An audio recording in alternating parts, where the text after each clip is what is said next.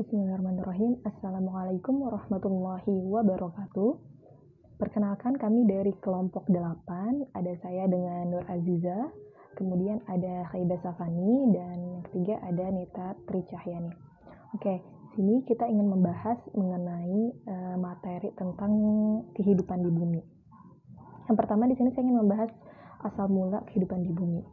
Untuk teori tentang asal mula kehidupan di bumi yang pertama itu ada dari Aristoteles, yang dipopuleri oleh Aristoteles dengan nama itu Generatio Spontanea. Jadi di sini itu Aristoteles berpendapat bahwa makhluk hidup itu terbentuk bukan dari makhluk hidup, atau terbentuknya itu dengan secara spontan, terbentuk dengan sendirinya. Contohnya itu seperti ulat yang timbul sendirinya dari bangkai tikus, atau seperti cacing dari tanah itu timbul dengan sendirinya. Kemudian yang kedua itu ada teori dari kosmozoa. Pendapat ini itu menyatakan bahwa makhluk hidup yang ada di bumi itu berasal dari luar bumi atau planet lain. Jadi benda hidup yang datang itu dalam bentuk spora yang aktif, kemudian jatuh ke bumi dan berkembang biak. Kemudian di sini yang ketiga itu ada one vivum ex ovo, atau di sini itu dipopuleri oleh Francisco Redi. Dia ini merupakan ahli biologi dari Italia. Dia membuktikan bahwa ulat pada bingkai tikus itu berasal dari telur lalat. Kemudian jadi dia itu berpendapat bahwa makhluk hidup itu berasal dari telur. Di sini ada contoh gambarnya ya. Ada toples yang terbuka dan yang tertutup. Kalau yang terbuka itu dia lama-lama dia akan terdapat ulat, tapi kalau yang ditutup rapat itu tidak ada ulatnya. Ada lagi satu yang ditutupi oleh kasa. Jadi ada telurnya itu sedikit tapi di atas kasa. Oke, yang kelima di sini ada percobaan dari Louis Pasteur. Nama percobaannya Omne Vivum Ex Vivo. Dia merupakan sarjana kimia dari Prancis. Dia melanjutkan percobaan dari Spallanzani.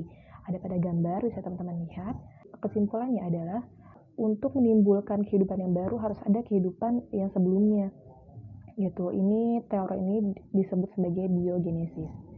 Kemudian ada yang keenam itu teori Urey. Ini Harold Urey, dia merupakan ahli kimia Amerika. Dia mengemukakan bahwa atmosfer itu pada mulanya kaya akan gas-gas metan, amoniak, hidrogen, dan air.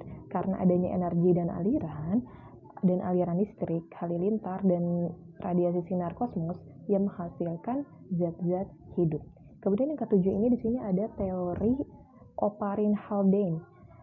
Nah, di sini itu Oparin itu berasal dari Rusia, sedangkan Haldane itu berasal dari Inggris. Dia merupakan ahli biologi. Dia mengemukakan bahwa jasad hidup itu terbentuk dari senyawa kimia dalam laut pada saat atmosfer bumi itu belum mengandung oksigen bebas. Nah, senyawa organik ini itu antara lain ada asam amino sederhana, terus ada purin, basa, pirimidin, kemudian terbentuk senyawa golongan gula, polipeptida, asam polinukleat, dan polisakarida. Nah, semuanya ini dapat terbentuk karena adanya sinar ultraviolet, terus juga petir, panas, dan sinar radiasi. Oke, selanjutnya di sini ada yang menurut geologi. Di sini tuh menurut geologi itu dibagi menjadi beberapa zaman kehidupan.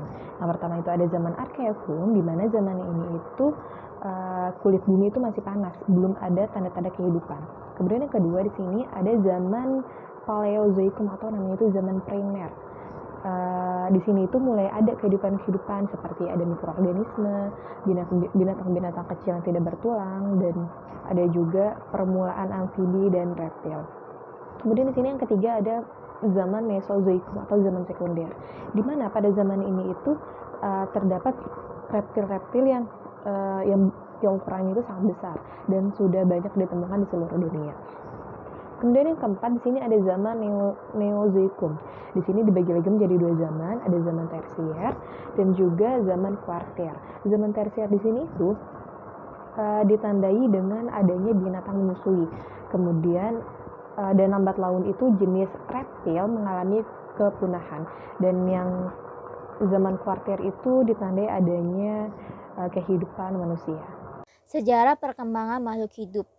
A. Perkembangan variabilitas makhluk hidup, sel dan pembelahan sel. Secara umum, materi sel disebut protoplasma yang terdiri dari nukleus dan sitoplasma. Nukleus merupakan massa yang padat dari protoplasma, sedangkan sitoplasma bersifat cair.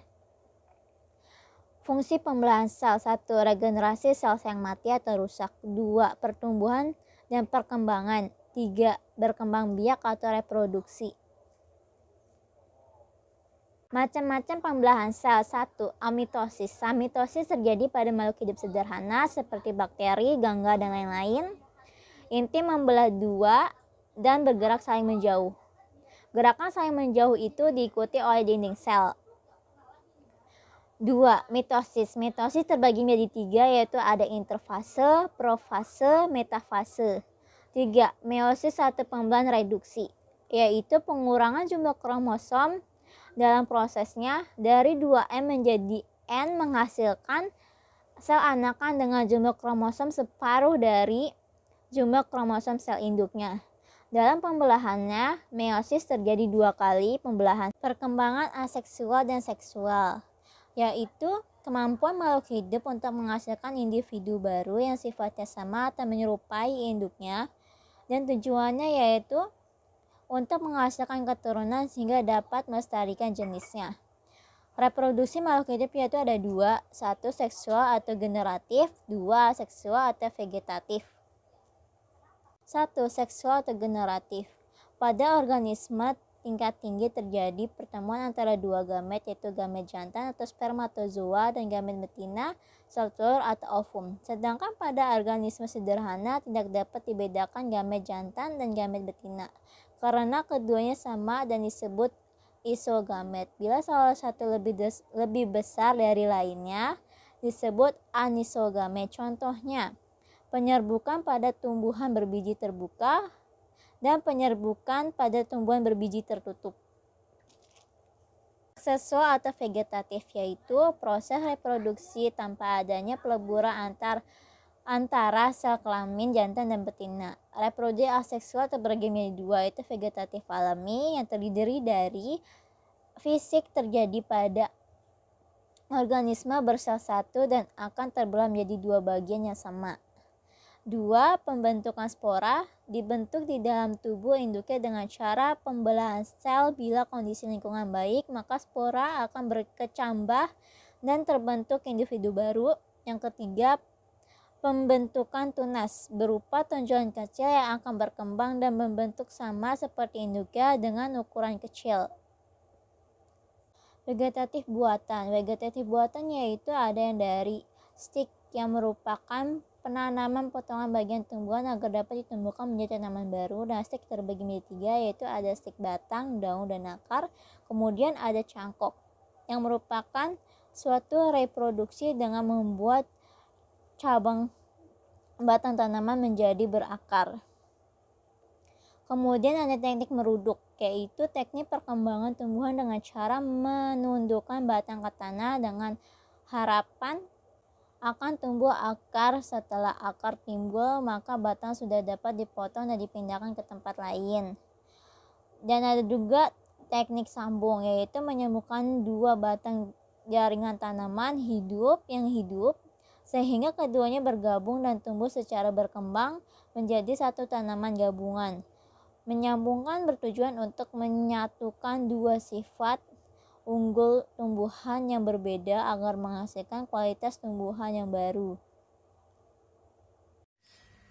Di sini saya akan menjelaskan tentang perbedaan makhluk hidup dengan benda mati. Pengertian makhluk hidup dan benda mati. Makhluk hidup adalah suatu organisme yang dapat mempertahankan dirinya dari berbagai perubahan lingkungan dan dapat berkembang biak untuk melestarikan jenisnya. Dalam dunia biologi, yang termasuk ke dalam golongan makhluk hidup adalah mikroorganisme seperti bakteri, tumbuhan, hewan, dan manusia. Makhluk hidup memerlukan makan dan minum. Tanpa makan dan minum, makhluk hidup akan mati. Nah, sedangkan benda mati adalah benda yang tidak hidup, tidak bisa bergerak. Benda mati dibedakan menjadi 3, yaitu dalam wujud padat, cair, dan gas. Benda mati tidak membutuhkan makan dan minum, tidak bisa bergerak, dan tidak mengalami perubahan. Selanjutnya, ciri-ciri makhluk hidup. Ciri-ciri makhluk hidup itu ada 6. Yang pertama, bernapas dengan oksigen. Kedua, bergerak. Ketiga, memiliki sel. Keempat, melakukan metabolisme. Kelima, mempertahankan jenisnya. Dan keenam, tanggap terhadap rangsangan atau iritabilitas. Sedangkan ciri-ciri benda mati itu juga ada 6. Yang pertama, benda mati tidak bernapas. Kedua, tidak dapat bergerak. Ketiga, tidak mengadakan metabolisme. Keempat, tidak mempertahankan jenisnya. Kelima, tidak ada tanggapan terhadap rangsangan. Keenam, tidak memiliki sel. Nah, contoh dari makhluk hidup dan benda mati. Contoh makhluk hidup itu tadi seperti tumbuhan, hewan, dan manusia. Sedangkan benda mati atau tidak hidup itu seperti batu, mobil, motor, dan lain sebagainya. Selanjutnya saya akan menjelaskan tentang hierarki kehidupan. Pengertian hierarki kehidupan adalah suatu organisme yang dapat mempertahankan dirinya dari berbagai perubahan lingkungan dan dapat berkembang biak untuk melestarikan jenisnya. Dalam dunia biologi, yang termasuk ke dalam golongan makhluk hidup adalah mikroorganisme, seperti tumbuhan, hewan, dan manusia.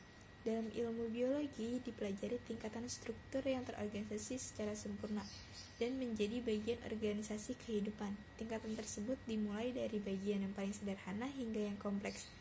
Tiap tingkatan dari organisasi kehidupan menjelaskan peranan yang penting dalam mempelajari biologi. Urutan tingkatan organisasi kehidupan dari yang paling sederhana hingga kompleks adalah sebagai berikut.